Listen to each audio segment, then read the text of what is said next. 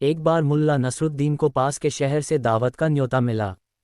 इस दावत में उन्हें खास मेहमान के तौर पर बुलाया गया था। मुल्ला वैसे भी खाने पीने के शौकीन इंसान थे, इसलिए बिना सोचे समझे न्योता स्वीकार कर लिया। मुल्ला ने रोज पहनने वाले कपड़े पहने और दावत के लिए घर से निकल गए। सफ़र के दौरान उनके कपड़े धूल मिट्टी से गंदे हो गए। जब वे दावत के लिए पहुंचे तो घर के बाहर पहरा दे रहे दरबान ने उन्हें अंदर जाने से रोक दिया। उन्होंने दरबान से कहा, मैं मुल्ला नसरुद्दीन हूँ, मैं इस दावत का खास मेहमान हूँ। दरबान ने हंसते हुए कहा, वो तो दिखाई दे रहा है।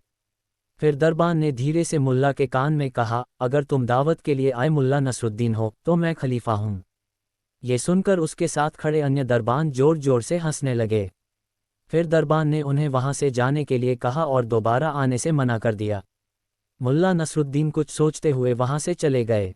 जिस शहर में दावत थी उसी के पास मुल्ला का एक मित्र रहा करता था। वह अपने मित्र के घर चले गए। मुल्ला नसरुद्दीन अपने मित्र से मिलकर खुश हुए।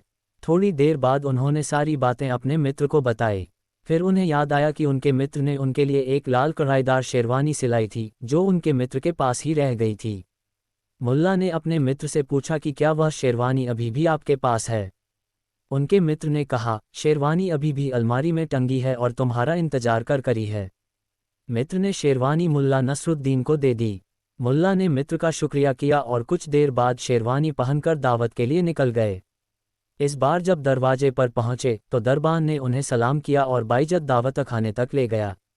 दावत में अनेक लजीज पकवान बने थे जिनकी खुशबू हर तरफ फैल रही थी। मुल्ला के स्वागत में बड़े बड़े लोग खड़े थे।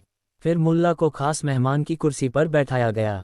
उनके बैठने के बाद ही बाकी सभी मेहमान बैठे। सभी की नज़र मुल्ला पर ही थी। मुल्ला को खाने में सबसे पहले शोरबा परोसा गया।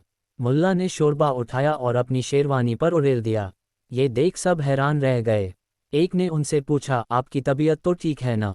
जब सब ने बोलना बंद कर दिया तब मुल्ला ने अपनी शेरवानी से कहा, उम्मीद है कि तुम्हें शोरबा लजीज लगा होगा। अब तुम्हें समझ में आ गया होगा कि दावत पर मुझे नहीं बल्कि तुम्हें बुलाया गया था। कहानी से सीख। इस कहानी से यह सीख मिलती है कि किसी की पहचान उसके पहनावे से नहीं करनी चाहिए।